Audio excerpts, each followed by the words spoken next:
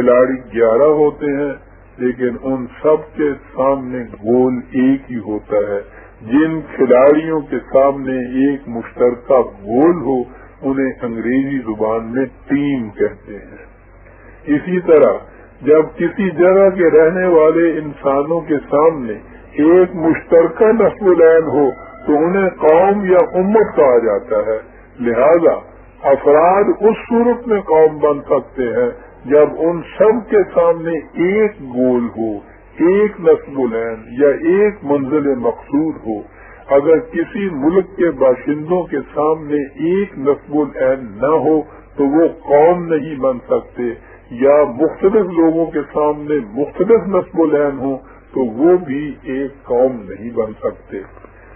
دنیا کے مختلف ملکوں کے رہنے والے اپنے سامنے مختلف نسب العین رکھتے ہیں اور اس طرح ایک ملک کے باشندے ایک قوم بن جاتے ہیں، لیکن مسلمانوں کا نسب العین خود ان کے خدا نے مقرر کیا ہے۔ اس نے ان سے کہا ہے کہ وَاعْتَصِمُوا بِحَبْلِ اللَّهِ جَمِيعًا وَلَا تَفَرَّقُوا، تم سب مل کر اکٹھے ہو کر اللہ کی رسی کو مضبوطی سے تھامے رکھو، یہی تم سب کا نسب العین ہے۔ اس نسب العین کی وحدت سے تم ایک امت بنتے ہو، اس لیے تم الگ الگ نسب العین سامنے رکھ کر مختلف گروہ نہ بن جاؤ۔ یہ اللہ کی رسی جس سے مسلمان ایک امت بنتے ہیں اس کی کتاب یعنی قرآن مجید ہے۔ یہی وہ گول ہے جس کی طرف ہر مسلمان کا رخ ہونا چاہیے، یہی وہ منزل مقصود ہے جس کی طرف ان سب کا قدم اٹھنا چاہیے۔ اسی وحدت نسب العین کا نام توحید ہے۔ کھیل کے میدان میں جن 11 کھلاڑیوں کا گول ایک ہوتا ہے انہیں ایک ٹیم کہا جاتا ہے۔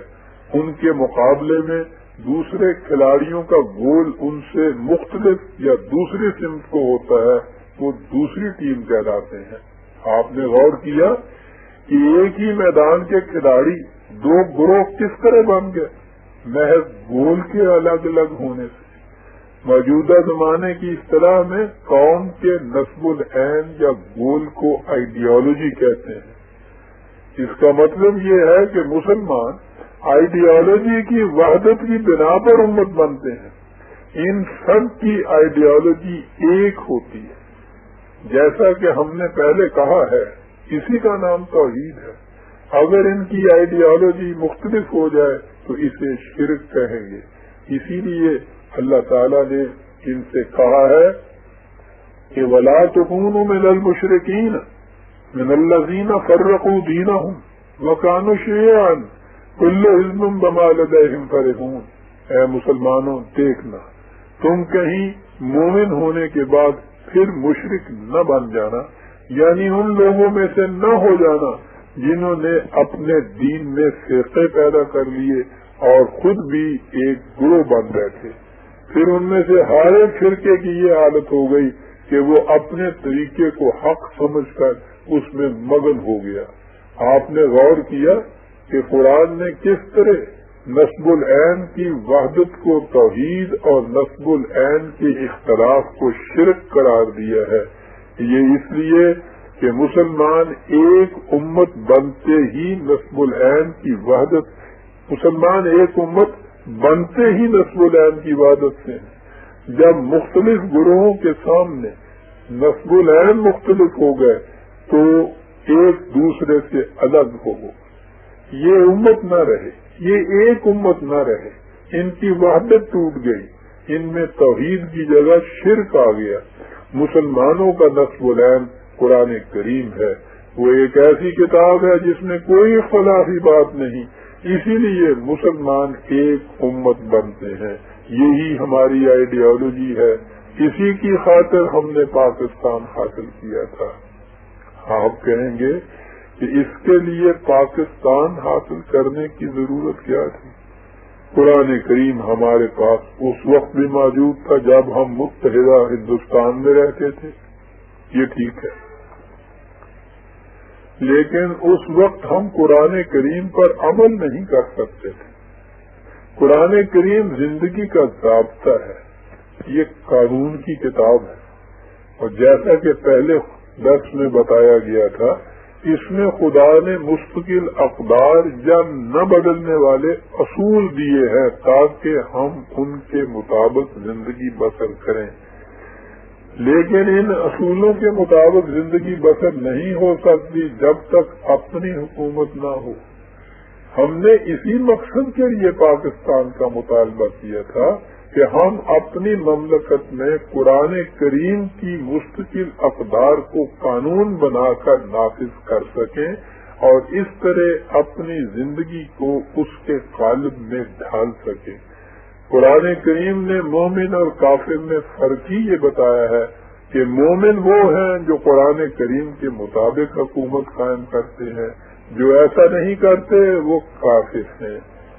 وَمَن لَّمْ يَحْكُم بِمَا أَنزَلَ اللَّهُ فَأُولَٰئِكَ هُمُ الْكَافِرُونَ، سورہ مائدہ کی آیت 44۔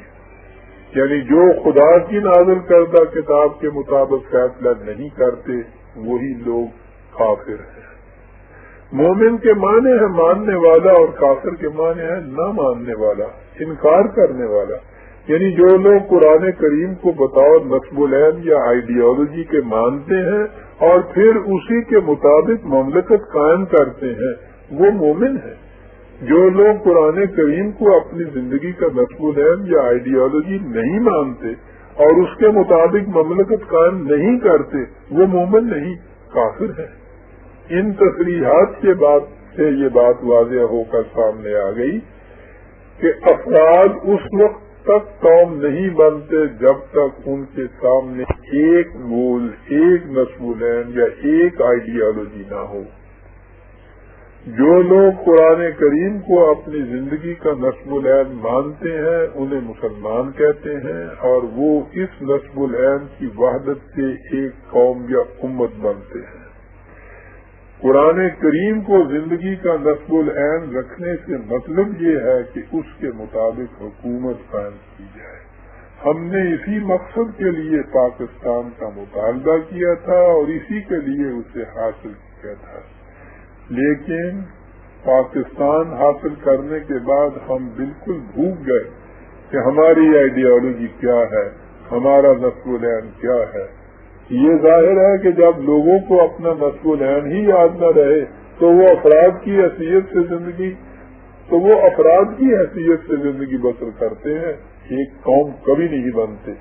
دوسرے لفظوں میں یوں سمجھیے کہ ہم پاکستان بننے کے بعد ایک قوم بنے ہی نہیں، ہم میں اجتماعی زندگی آئی ہی نہیں، ہم ایک ٹیم کی حیثیت سے میدان عمل میں اترے ہی نہیں، ہم میں سے کسی کھلاڑی کو پتہ ہی نہیں کہ اس کا گول کون سا ہے۔ یہی وجہ ہے کہ ہم میں سے ایک کھلاڑی کی کک ایک طرف کو لگتی ہے اور دوسرے کی دوسری طرف کو۔ یہ وجہ ہے کہ ہم زندگی کے میدان میں کوئی بازی نہیں جیت سکے، لیکن اب بھی کچھ نہیں بگڑا۔ پاکستان کی سرزمین ہمارے پاس ہے اور اللہ کا شکر ہے کہ بالکل محفوظ شکل میں ہمارے پاس موجود ہے۔ ہماری آئیڈیالوجی یعنی قرآن کریم ہمارے پاس موجود ہے اور وہ بھی بالکل محفوظ شکل میں موجود ہے۔ ضرورت صرف اس کی ہے کہ ہم اسے اپنی حکومت کا نصب العین بنا لیں اور اس سے ہم ایک امت بھی بن جائیں گے اور صحیح اسلامی زندگی بھی بسر کر سکیں گے۔ آج کا درس انہی الفاظ پر ختم ہوتا ہے۔ عزیزان من، ربنا تقبل منا انک انت السمیع العلیم۔ کل ہم اس کڑی کی اس درس کی آخری کڑی یعنی چھٹا خطبہ پیش کریں گے۔ والسلام علیکم برادران عزیز۔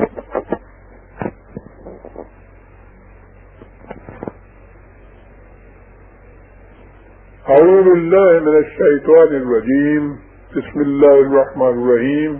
عزیزان من، آج اس سلسلے کی آخری کڑی ہمارے سامنے آتی ہے اور اس کا عنوان ہے حکومت تمام امت کی ہوتی ہے۔ اللہ تعالیٰ کا ارشاد ہے کہ کنتم خیر امت اخرجت للناس تأمرون بالمعروف وتنہون عن المنکر وتؤمنون باللہ، سورہ آل عمران کی آیت 109۔ یعنی اللہ تعالیٰ نے فرمایا کہ تم سب سے اچھی امت ہو جسے نوع انسانی کی بھلائی کے لیے